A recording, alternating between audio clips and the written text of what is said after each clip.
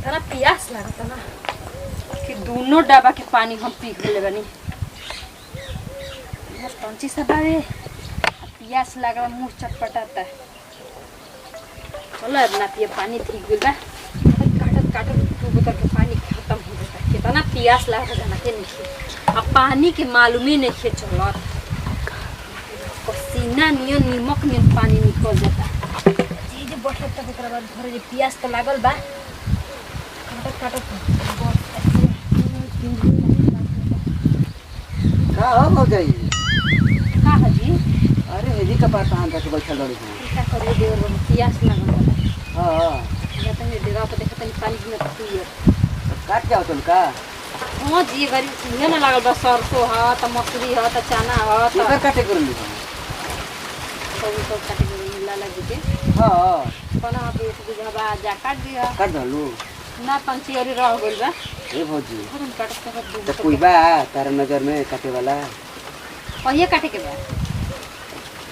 आखिर आदमी सेट में तब न कटवाई ए रुकी ना हम का आज के बाद कल रहुए काट दे का दिक्कत बा। आज खाली हो जीबू तब का शाम के जाके काट देबू। हां प्यास कितना लागत है कहते मत करो। तो हमरो बा एक बीघा काट देबू। हां काट दे।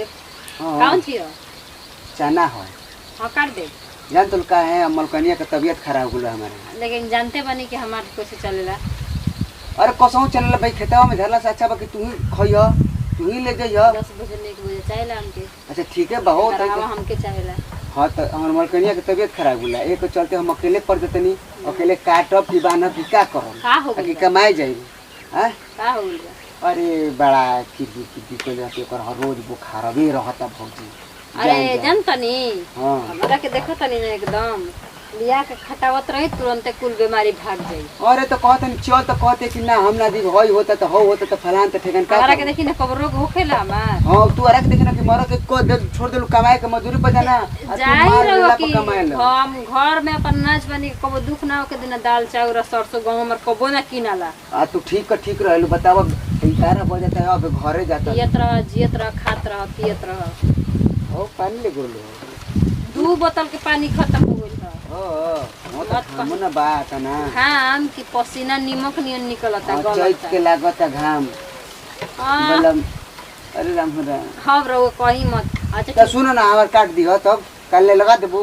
कल सवेरे में या शाम के मिलकर रोग काट दो।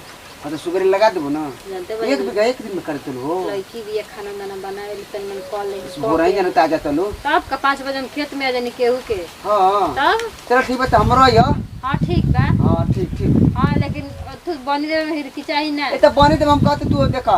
हां लेकिन अब बराबर को जा बने नहीं। हां बराबर मतलब काहे खाती दूसरा बढ़ जात में हम चल जाला हमरा रोगनी का जी। हां हमरा रोगनी हमने के 2-4 बीघा बाटे ओने के 50 बीघा बा हम जत रहा खूबे।